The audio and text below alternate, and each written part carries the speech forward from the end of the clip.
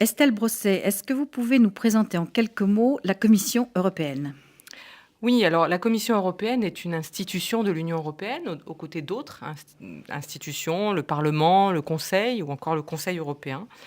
C'est plus exactement l'organe exécutif de l'Union européenne, qui est composé de 28 commissaires et qui a pour charge de promouvoir l'intérêt général de l'Union européenne. C'est donc un organe, une institution qui est indépendante des États membres et qui a pour objectif non pas de porter la parole des États, mais de promouvoir l'intérêt général de l'Union européenne. Alors, comment sont désignés ces commissaires? Alors, ces commissaires, d'abord, sont au nombre de 28. Je viens de le dire précédemment. Ils sont désignés pour une durée de 5 ans, qui est un mandat assez commun dans l'Union parmi ces institutions.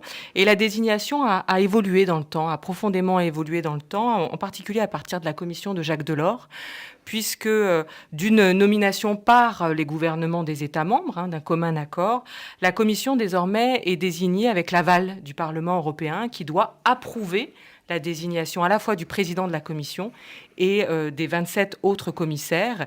Il y a de ce point de vue-là une légitimation démocratique de la Commission et puis un renforcement de son indépendance vis-à-vis des États membres qui proposent bien évidemment le nom d'un commissaire pour chacun des États.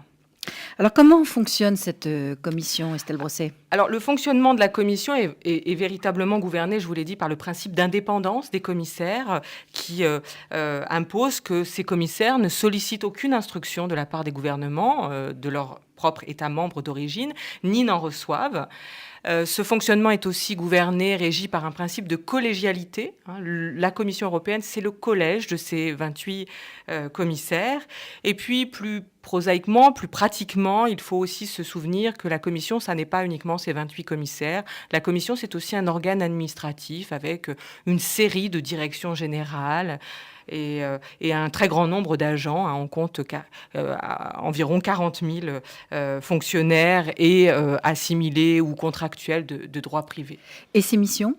Ces missions sont au nombre de 4. Elle a d'abord la fonction d'initiative. Quand on dit c'est Bruxelles, finalement, c'est la Commission qui propose, il reviendra toujours au Parlement et au Conseil d'adopter les actes. C'est un organe d'exécution. Une fois que l'acte a été adopté, la Commission est l'organe administratif et donc l'organe d'exécution. Elle a aussi un rôle de contrôle et d'application du droit de l'Union. Elle peut par exemple saisir la Cour de justice de l'Union européenne lorsque les États manquent à leurs obligations. Et puis elle a une fonction de représentation internationale. Vous le savez, il y a des délégations de la Commission dans un très grand nombre de pays européens.